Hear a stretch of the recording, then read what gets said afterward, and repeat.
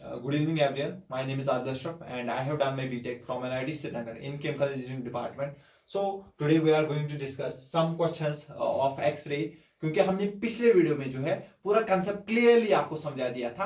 अब इस वीडियो में कुछ जो है क्वालिटी वाले क्वेश्चंस मैं आपको करवाऊंगा ताकि आपको पूरा क्लियर हो जाए, फिर कोई भी क्वेश्चन हो आप वो कर सकते हो। तो सबसे पहला क्वेश्चन, ऐसे सिंपल क्वेश्चन आते हैं बार बार मेंस में या नीट में। तो फाइंड द एनर्जी ऑफ के अल्फा सीरीज। के अल्फा सीरीज की एनर्जी निकालनी है अल्युमिनियम के लिए। तो आपको मैंने बोला है एनर्जी के लिए क्या आपको करना है 13.6 क्या होता है Z। यहाँ पे एटॉमिक नंबर कितना है 13 माइनस 1 क्यों किया? क्योंकि के सीरीज के लिए मैंने आपको बोला था बी की वैल्यू 1 होती है इंटू उसका स्क्वायर 1 अपॉन छोटा, यानी कि अल्फा का मतलब क्या हुआ? अल्फा मतलब जस्ट ऊपर से आया है, जस्ट ऊपर से आया यानी कि 2 से 1 यानी कि फाइनली 1 में आया है, यानी कि छोटा 1 का स्क्वायर माइनस और कहां से आया 2 से, यानी कि यहाँ पे 2 का स्क्वायर। इसको आप सॉल्व करोगे जो भी आंसर होगा आपको मिल जाएगा।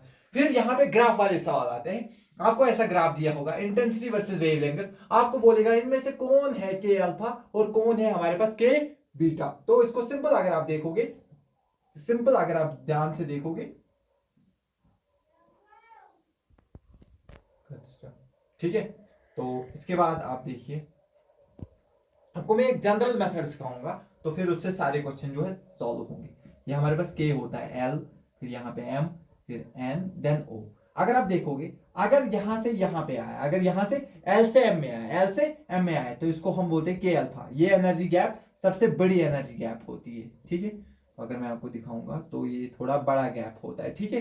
फिर देखो, लेकिन अगर इलेक्ट्रॉन एम से के में आया, यानी कि ये क्या होगा के बीटा। क्या आपको लग रहा है ये गैप इस गैप से बड़ी है? ठीक है। तो सिमिलरली अगर ऊपर से आया तो इसको हम बोलेंगे के गामा के। क्या आपको लग रहा है इन तीनों में से सबसे बड़ी एनर्जी गैप इसकी है? तो हम कह सकते हैं सबसे बड़ा जो होगा के गामा, फिर हमारे पास होगा के बीटा, फिर हमारे पास होगा के अल्फा। समझ आ रहा है? ठीक है, ये आपको याद नहीं करना है, ये आपको खुद समझ आएगा। सिमिलरली अगर एल में आता है तो इसको हम बोलते हैं एल अल्फा। एल अगर आप देखोगे ये बहुत छोटा है इन तीनों से, ये इन तीनों से बहुत छोटा है, तो यहां पे आएगा हमारे पास एल अल्फा। तो अगर आप देखोगे इसके बाद जो है, यहां तक आपको समझ आ रहा होगा। इसी के अगर हम इनको कंपेयर करेंगे, यहां पे अगर आप देखोगे एल अल्फा, एल अल्फा, तो ये गैप बहुत छोटा है, ये गैप बहुत छोटा है, तो ये छोटा होगा। यहां पे अगर आप देखोगे ये हमारे पास एल बीटा है और ये गैप कितना है, यह हमारे पास क्या है एल गामा। तो इनमें सबसे बड़ा कौन होगा? L gamma. इनमें सबसे बड़ा कौन होगा? एल गामा होगा, ठीक है, शाबाश। इसके बाद कौन बड़ा होगा? L beta. इसके बाद बड़ा होगा एल बीटा, के बाद बड़ा होगा एल अल्फा, इसके बाद बड़ा होगा एल अल्फा। समझ आ गया? तो अगर मैं आपको अच्छे से समझाना चाहूंगा, लेकिन आप बोलोगे आपने ये दोनों ऑर्डर अलग अलग लिखे, लेकिन अगर हम एक साथ होंगे तो कैसे कंपेयर करें? सिंपल सिंपल यार, सिंपल देखो क्या करना है आपको। सिंपल तरीके से सबसे बड़ा आता है हमारे पास के गामा, क्योंकि ये सबसे बड़ी एनर्जी गैप होती है, ठीक है। इसके बाद हमारे पास क्या है के बीटा, के बीटा, फिर हमारे पास आया के अल्फा, के अल्फा, ठीक है। सिमिलरली अब जो अगली सीरीज होगा, जो उसकी सबसे बड़ी वेवलेंथ भी होगी, सॉरी जो उसका सबसे बड़ा एनर्जी ट्रांजिशन होगा, वो इससे भी छोटा होगा, यानी कि इसके बाद आएगा एल अल्फा, एल गामा, फिर यहां पे आएगा एल बीटा, फिर आएगा यहां पे एल अल्फा, ठीक है। इसी तरीके से एम का, फिर पहले एम का गामा, फिर पहले एम का बीटा, ऐसे ऐसे आपको कभी कभी जनरल पूछा जा सकता है, तो आप सिंपल आराम से बता सकते हो। लेकिन यहाँ पे ये क्वेश्चन बहुत आसान क्वेश्चन है। अगर मैं आपको बोलूंगा कंपेयर करो एल बीटा और एल अल्फा, देखो एल बीटा, सॉरी के बीटा, ये देखो ये के अल्फा के बीटा, किसकी एनर्जी ज्यादा है? के बीटा की या के अल्फा की?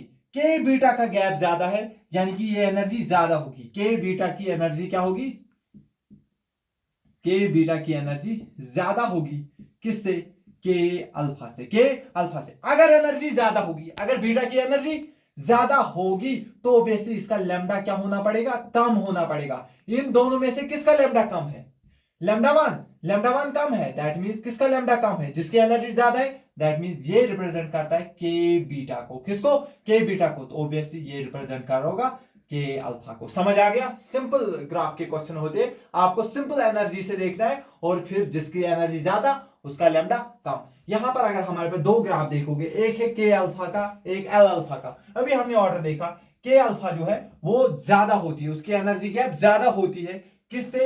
एल अल्फा से, एल अल्फा से, दैट मींस इसकी एनर्जी ज्यादा होगी। अगर एनर्जी ज्यादा होगी तो इसका लैम्डा कम होना चाहिए, इन दोनों में से इसका लैम्डा कम है, तो अगर इसका लैम्डा कम है तो ये बन जाएगा के अल्फा और ये बन जाएगा एल अल्फा। कभी कभी क्या होता है तीनों आपको देंगे, आपको के अल्फा देंगे, के बीटा देंगे, एल अल्फा देंगे, यहाँ पे इसको के गामा कर देते हैं हम, ठीक है, ये सब आपको दे सकते हैं। तो आपको पता है सबसे ज्यादा एनर्जी किसकी होती है, के गामा की, सबसे ज्यादा एनर्जी किसकी होगी, के गामा की, फिर किसकी एनर्जी होगी, के बीटा की, फिर किसकी एनर्जी होगी, के बीटा, फिर इसके बाद आएगी के अल्फा की बारी, के अल्फा, फिर लास्ट में बचेगा बेचारा एल अल्फा।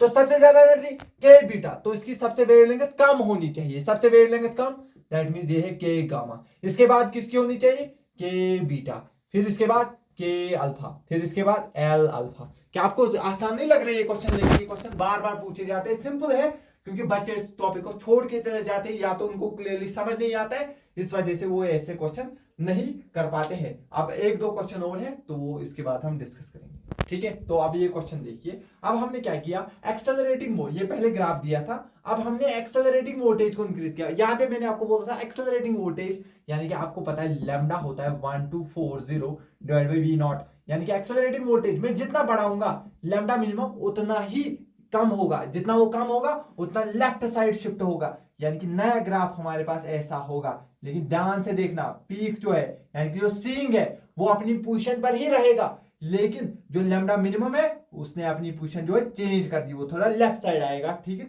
लेकिन जो पीक है वो अपनी पोजीशन चेंज नहीं करेगा। लेकिन ध्यान से देखना, इसकी जो पीक की जो लेंथ है यानी कि पीक थोड़ा ऊंचा नीचा हो सकता है, जनरली क्या हो सकता है, पीक ऊंचा हो सकता है। क्यों, कैसे सर पीक कैसे ऊंचा हो सकता है, नंबर ऑफ इलेक्ट्रॉन तो सेम निकल रहे हैं, आपने अंदर वाली बैटरी के साथ तो कुछ नहीं किया, तो इंटेंसिटी कैसे बढ़ेगी, इंटेंसिटी बढ़ सकती है बेटा। देखो जो इलेक्ट्रॉन निकले वो इलेक्ट्रॉन अगर अंदर वाले इलेक्ट्रॉन से टकराए, के वाली शेल से टकराए, तो ज्यादा एनर्जी गैप है, तो ज्यादा वहां पे फोटॉन्स निकल सकते हैं, जितना ज्यादा फोटॉन निकलेंगे उतना ज्यादा इंटेंसिटी बढ़ेगी। दैट मींस ये इलेक्ट्रॉन अगर एल वाली से टकराए, के वाली से टकराए, समझ आए, जितना अंदर से ये टकराएंगे उतने ज्यादा फोटॉन निकलेंगे, वहां जितने ज्यादा फोटॉन उतना ज्यादा पीक थोड़ा ऊपर जा सकता है, लेकिन जा सकता है वो आपको वैसे ही इंफॉर्मेशन देगा, वरना वो सिर्फ इतना ही पूछता है, ये अपनी वेवलेंथ जो है चेंज नहीं करेगा। पहले भी लैम्डा नॉट था, अभी भी लैम्डा नॉट है, लेकिन ये थोड़ा लेफ्ट साइड जो है शिफ्ट होगा। दैट मींस अगर हमने बाहर वाली बैटरी यानी कि एक्सेलरेटिंग वोल्टेज को इंक्रीज किया तो लैम्डा मिनिमम डिक्रीज होगा और ग्राफ हमारा लेफ्ट साइड शिफ्ट होगा। और यहीं पे जो ये चैप्टर ऑलमोस्ट खत्म हुआ, थोड़ा सा पार्ट बचा है, वो हम अगले 5, 10 या 15 मिनट में मौजूदा वाला थोड़ा अच्छे से आपको समझाकर दे देंगे, ठीक है। तो thank you very much for this video.